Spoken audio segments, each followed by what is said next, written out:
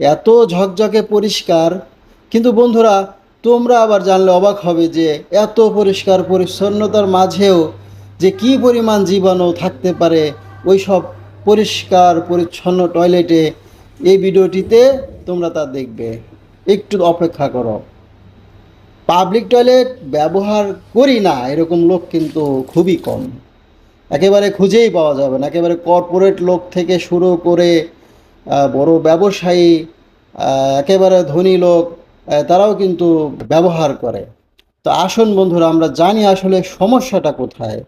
সমস্যা হইল, দেখুন প্রত্যেকটা টয়লেটে কিন্তু টিস্যু থাকে, আবার পানিও থাকে।